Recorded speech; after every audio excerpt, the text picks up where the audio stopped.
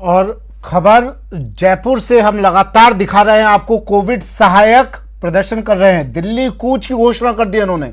Covid सहायकों ने, Covid स्वास्थ्य सहायकों का बड़ा ऐलान है। और ये देखिए इनकी भीड़, बड़ी संख्या में कोविड स्वास्थ्य सहायक यहां पर जमा हुए हैं, यहां पर इकट्ठा हुए हैं और कह दिया है अगर मांगे नहीं मानी तो दिल्ली कूच अब किया जाएगा। आखिरी रास्ता दिल्ली का ही नजर आ रहा है इन्हें।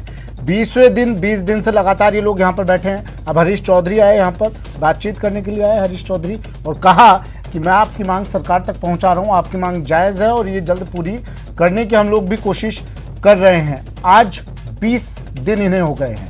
20 दिन से लगातार तपती धूप में ये लोग प्रदर्शन कर रहे हैं शहीद स्मारक पर।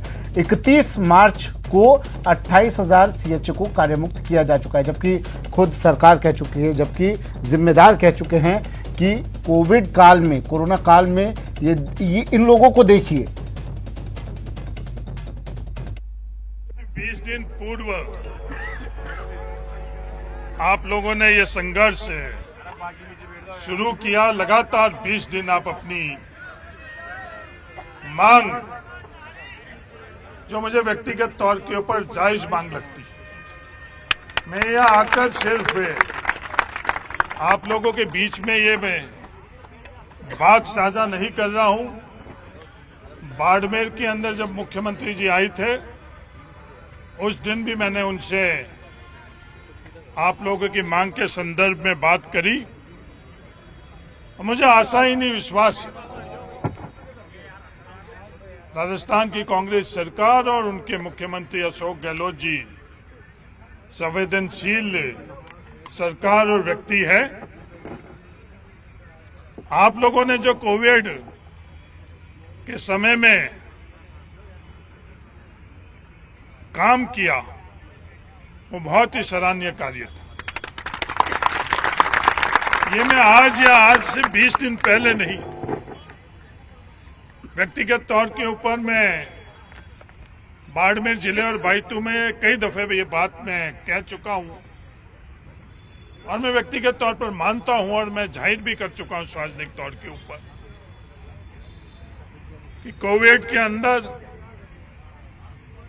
कोविड के दरमियान आप लोगों ने जो, आपको जो भी कार्य सौंपा गया सरकार द्वारा, उस कार्य को आगे बढ़कर जितना कार्य आपको सौंपा गया उससे ज्यादा आप लोगों ने कार्य किया। सौरभ गृहस्थी मेरे सहयोगी हमारे साथ जुड़े हुए हैं, लगातार आप तक तस्वीरें पहुंचा रहे हैं, ये खबर पहुंचा रहे हैं। शहीद स्मारक से जुड़ गए हैं सौरभ गृहस्थी एक बार फिर से, जहां पर बड़ी संख्या में कोविड स्वास्थ्य सहायक बैठे हैं। सौरभ, मौसम कैसा हो रहा है वहां पर? आज का ही नहीं, पिछले 20 दिनों से जरा बताइएगा, इस मौसम की मार के बीच ये लोग किस तरह से संघर्ष करते हुए अपने प्रदर्शन को, अपने आंदोलन को अंजाम देने की कवायद कर रहे हैं।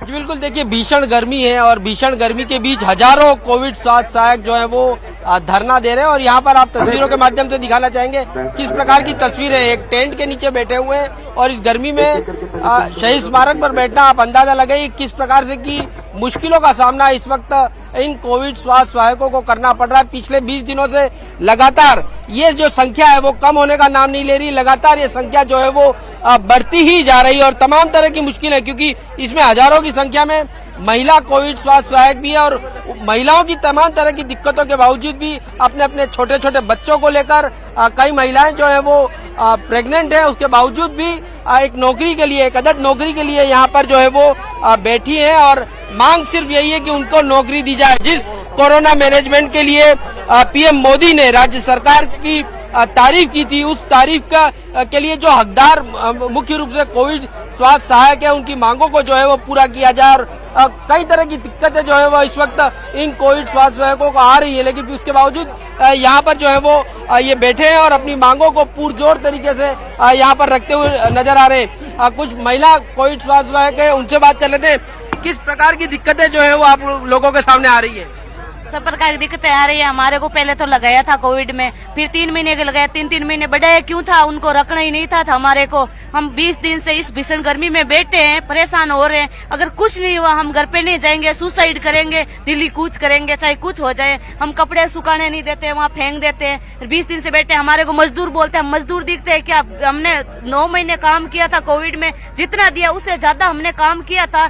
इतने परेशान है, 20 दिन से छोटे छोटे बच्चों को लेके बैठी है, इतनी परेशानी हो रही है, फिर भी सरकार नहीं सुन रही। अगर नहीं सुन रही है ना तो हम दिल्ली कूच करेंगे। कोई आश्वासन दिया गया था कि आप कोविड काल में कार्य कीजिए, उसके बाद आपको नियमित कर दिया जाएगा, कुछ आश्वासन दिया गया था क्या इन्हें उस वक्त?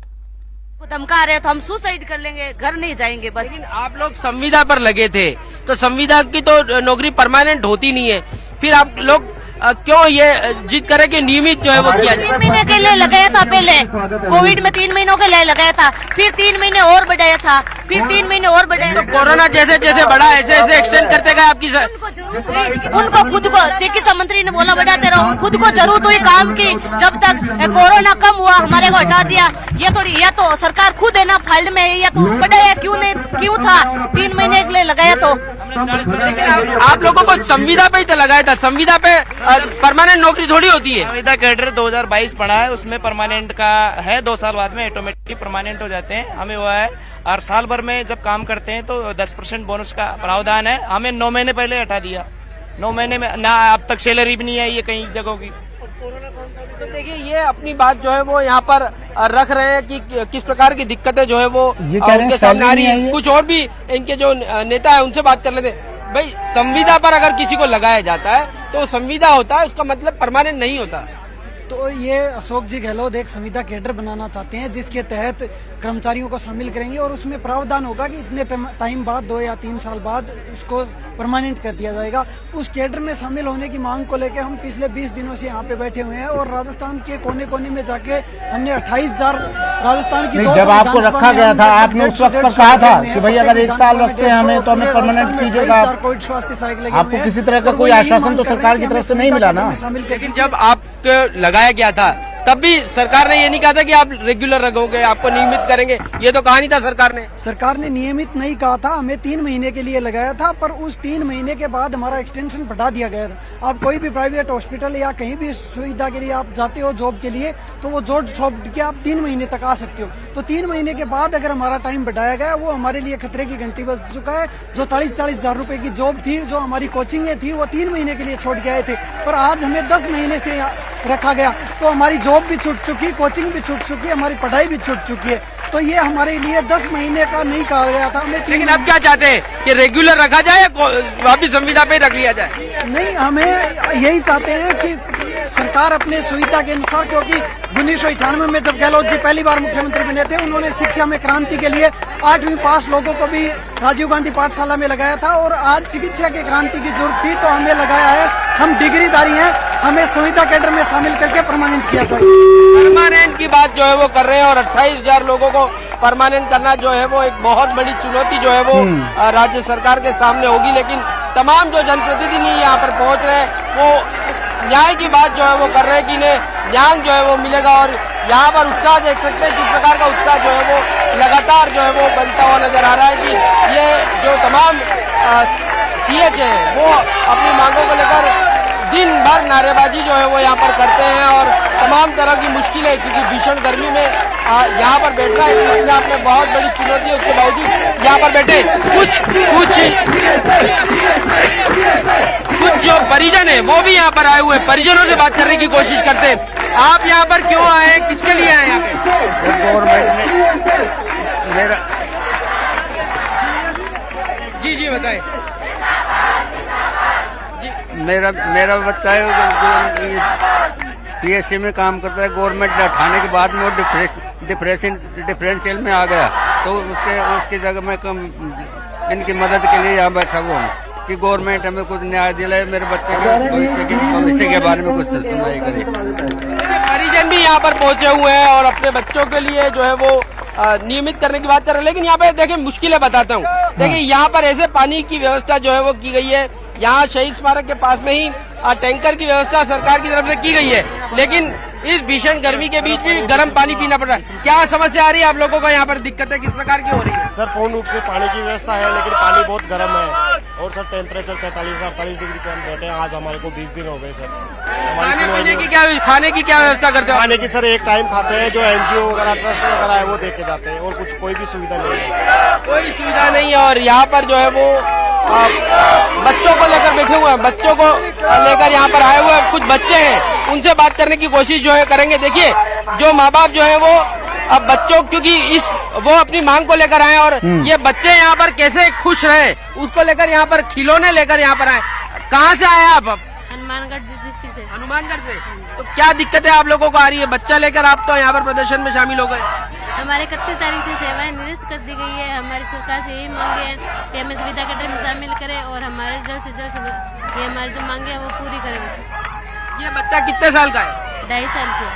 तो 2.5 साल का बच्चा घर पे रख के आ जाते हैं, प्रदर्शन में क्यों लेकर आए? ये 10 दिन हो गए बीमार थी घर पे, अभी इसको लेके 10 दिन हो गए। इसको यहीं पे लेके बैठे। मेरा लड़का भी है, वो भी घर पे ही है, 7 साल का, वो भी घर पे अकेला है, उसको बुखार होता है। 20 दिन में कोई आश्वासन मिला क्या इन लोगों यहाँ को? पर जो है वो मुझे लगता है ये दबाव काम आएगा इनका। दिल्ली कूच के लिए जो लोग बात कर रहे हैं, काम आएगी रणनीति। एक सुमित एक तस्वीर आपको ये भी दिखाना चाहेंगे। देखिए, यहाँ पर भूख हड़ताल के लिए यहाँ पर जो बैठे हैं और कुछ जो कोविड स्वास्थ्य है कि वो भूख हड़ताल भी जो है वो कर रहे हैं और अपनी अपनी मांग जो है वो यहाँ पर रख रहे हैं और नारेबाजी भी बहुत जबरदस्त यहाँ पर साफ तौर पर होती हुई नजर आ रही है। लेकिन जिस प्रकार से इनकी मांग नियमित करने की ये बड़ा चैलेंज होगा सरकार के पास, क्योंकि 28,000 को नौकरी दे पाना इतना आसान जो है वो नहीं है। ऐसे में सरकार क्या सम्मानजनक रास्ता खोजती, क्योंकि धर्मेंद्र राठौड़ ने भी साफ तौर पर कहा था कि सरकार जो है वो एक सम्मानजनक हल ढूंढने की कोशिश जो है वो कर रही है। तो क्या वो सम्मानजनक हल क्या कुछ होता है, ये देखने वाली बात होगी। तमाम हरीश चौधरी हो, किरोड़ी लाल मीणा हो, आम आदमी पार्टी के जो पदाधिकारी है वो भी यहाँ पर पहुंचे थे और तमाम लोग समर्थन जो है वो कर रहे हैं। लेकिन इनका समर्थन क्या? लेकिन सौरभ, हजारों की भर्तियां लंबित पड़ी हैं राजस्थान में, वो भर्तियां ही पूरी नहीं हो पा रही है। तो ऐसे में ये एक बड़ी मुश्किल होगी, चुनौती होगी सरकार के लिए। क्या लगता है आपको, ये प्रदर्शन, ये धरना, दिल्ली कूच का ऐलान, ये काम आएगा इन लोगों को?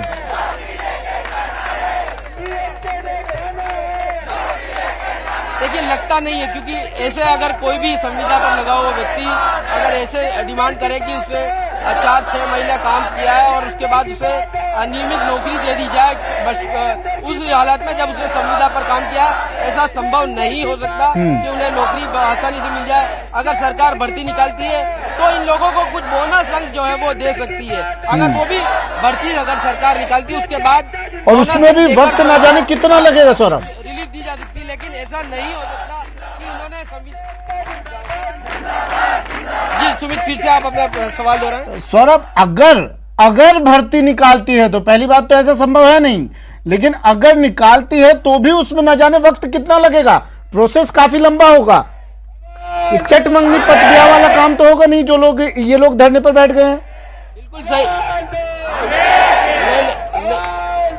जी बिल्कुल नहीं हो सकता कि सरकार आज भर्ती निकाल दे और भर्ती जो है वो हो जाए, वो संभव नहीं है। मैंने आपको जिस प्रकार से बताया। ठीक है सौरभ, मैं फिर से लौट रहा हूँ आपके पास। सौरभ रुकिएगा आप, मैं फिर से लौट रहा हूँ आपके पास।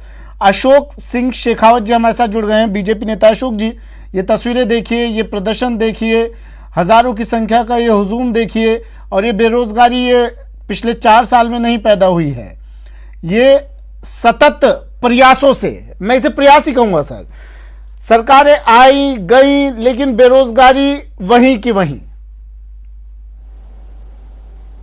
आपके प्रयास नजर नहीं आए। सबसे पहले देखो सुमित जी, मैं बताऊं कि जैसे ही आप देखेंगे कि दिसंबर 2018 में कांग्रेस सरकार आती है और उन्होंने वादे बड़े बड़े लंबे चौड़े किए थे, चाहे संविदा कर्मी हो या भर्ती निकालने का काम हो कि संविदा कर्मियों का हम नियमितीकरण करेंगे, एक कमेटी बनाई, कमेटी के अलावा उन्होंने कुछ किया नहीं और वो कमेटी आज कंटिन्यू चल रही है। और अब ये बात आती है कोविड काल के जो सहायक हैं जिन्होंने अपनी सेवा और इस काल में दी और उस काल में देने के बाद में किस प्रकार से आदेश निकाला और उनको आप घर से बेघर कर दिया, आपके डिपार्टमेंट से बेघर कर दिया और आप उन पर हाल पर छोड़ दिया।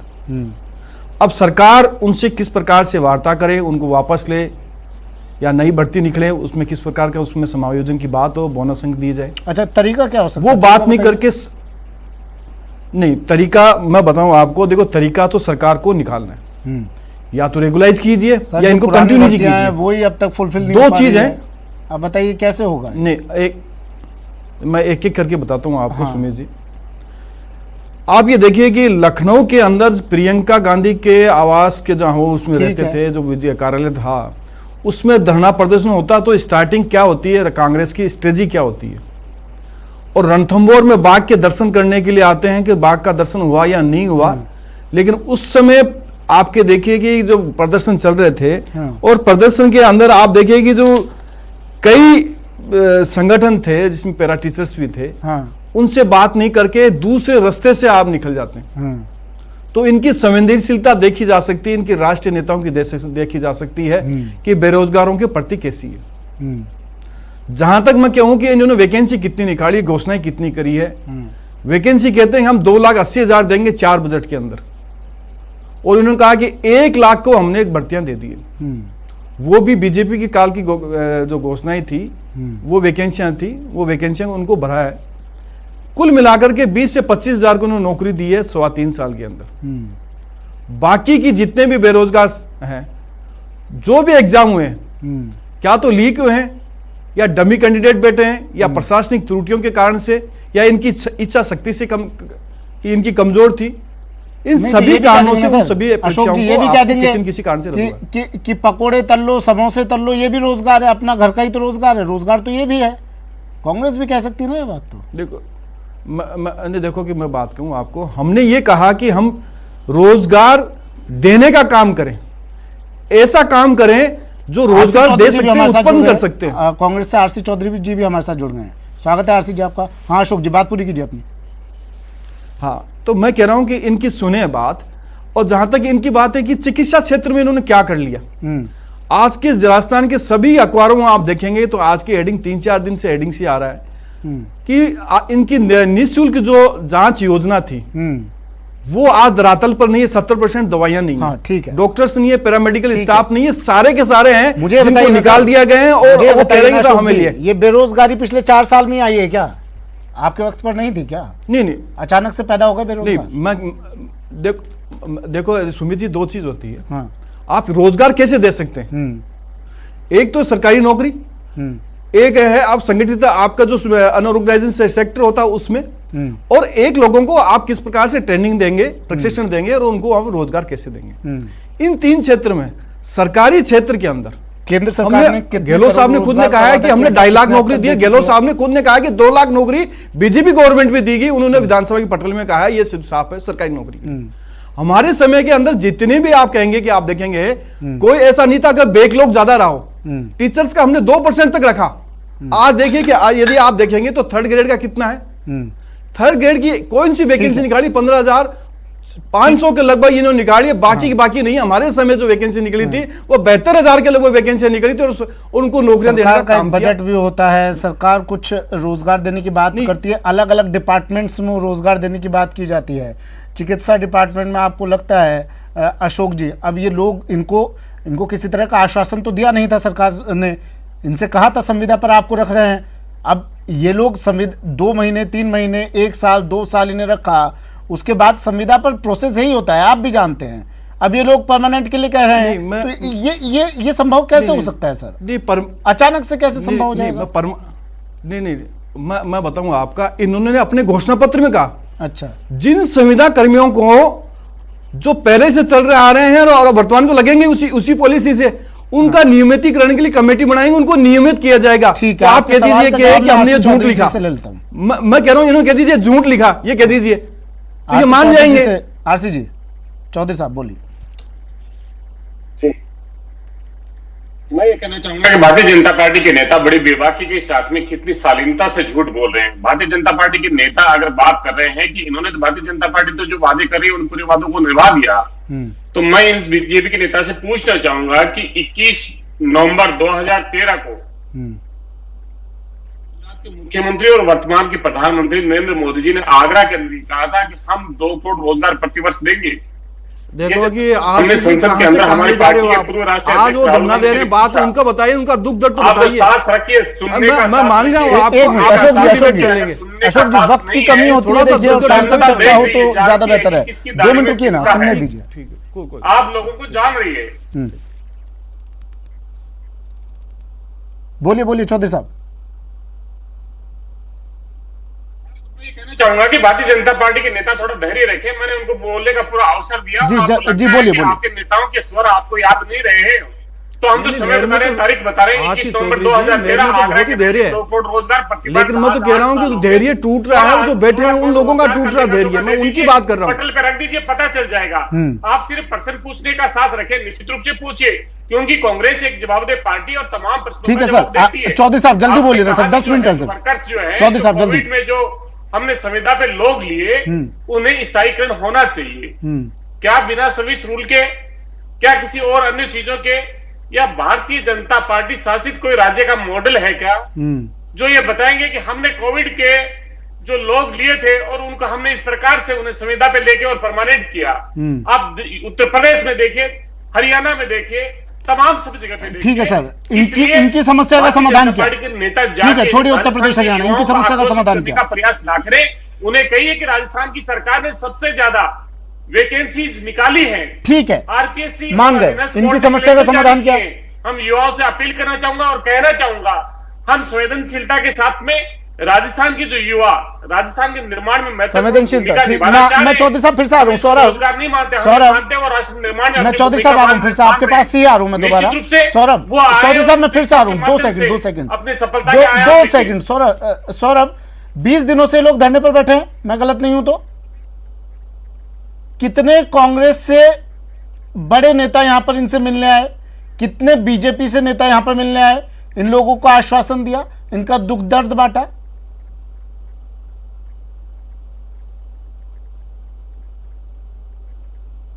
जानकारी के है उसके अनुसार आम आदमी पार्टी के जो प्रदेश प्रभारी है विनय मिश्रा, वो यहाँ पर पहले पहुंचे थे।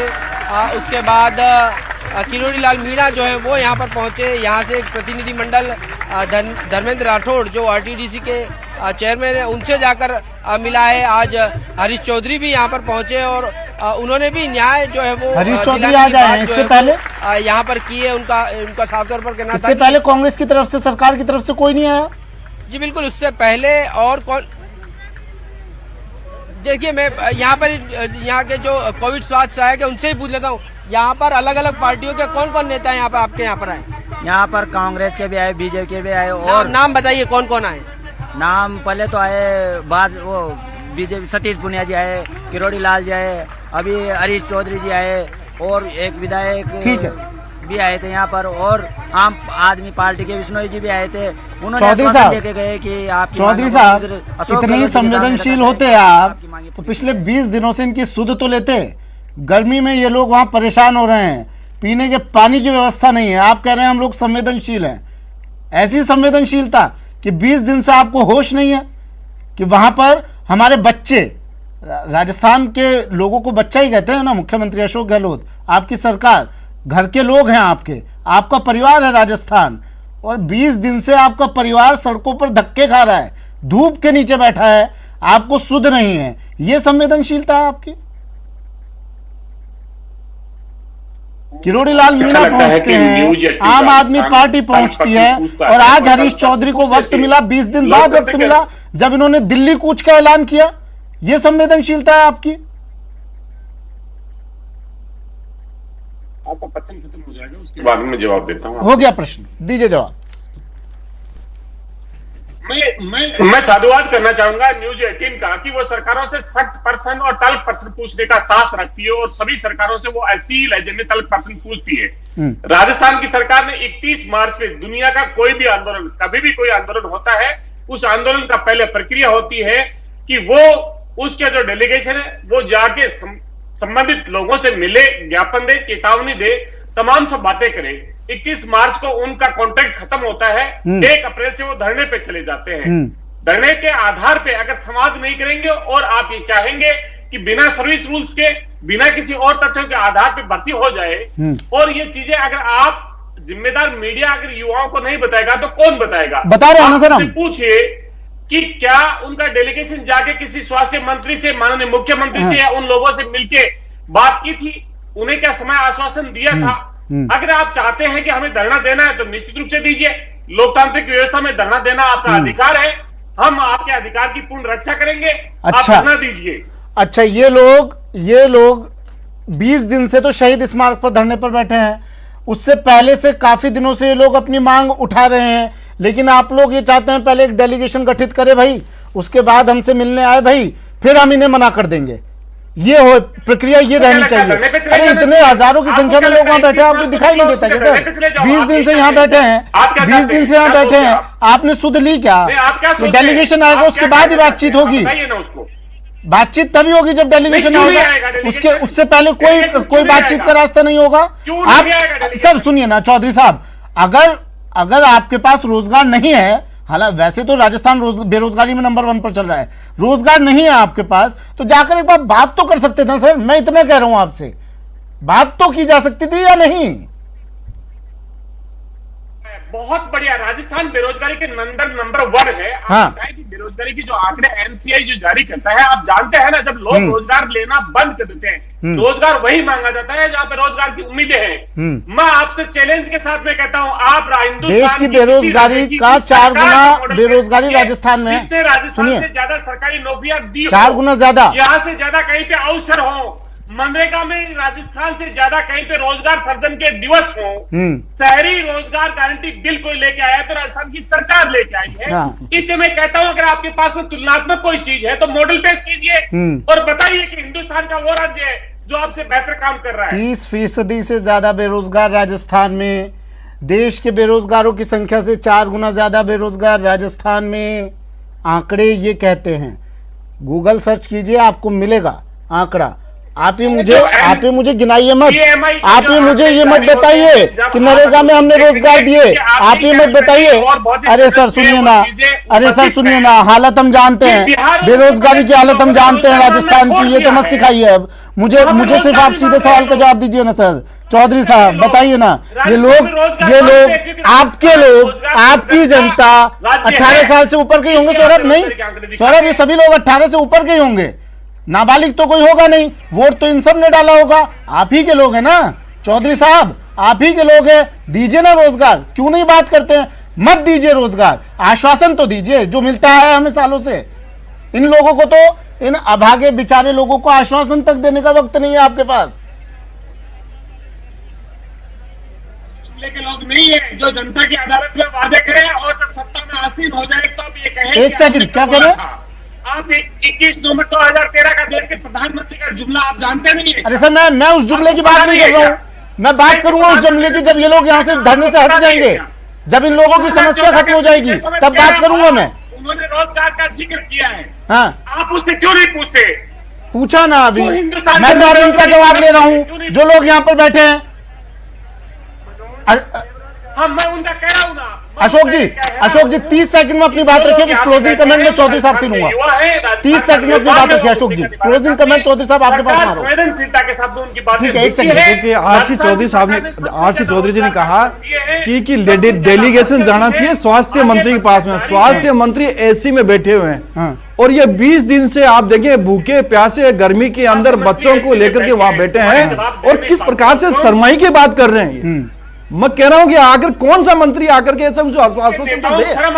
ये कह रहे हैं कि धर्मेंद्र राठौड़ जी जाके गए, धर्मेंद्र राठौड़ जी क्या करें? रूल्स बने हुए हैं, रूल्स से आप करिए, रूल्स आप ये जब तो रूल्स है आपके। ठीक है चौधरी साहब, रेगुलर कॉन्ट्रैक्ट अलग होते हैं। आज आपके मंत्री पहुंचे हैं, हरीश जी पहुंचे, कह रहे हैं आपकी मांगे जायज हैं और मैं आपकी बात करूंगा। आपके ही मंत्री कह रहे हैं आपकी मांग जायज है, फिर आप लोग क्यों पीछे कदम खींचते हैं साहब? हमारे चाहे राजस्थान सरकार के मंत्री हों, चाहे कांग्रेस पार्टी के पदाधिकारी हों, चाहे कांग्रेस पार्टी के कार्यकर्ता हो, वो कार्यकर्ता राजस्थान की जायज है, मांगे जायज है तो दीजिए ना रोजगार। उस और हमारी सरकार संवेदनशीलता से हमारे नेताओं ठीक है, आपकी संवेदनशीलता हरीश चौधरी ने सही कहा है। ठीक है, शुक्रिया सौरभ और अशोक जी। चौधरी साहब आपका भी शुक्रिया हमारे साथ जुड़ने के लिए, अपना वक्त हमें देने के लिए। संवेदनशीलता ऐसी बनाए रखिए अपनी। फिलहाल इतना ही, दीजिए इजाजत, नमस्कार।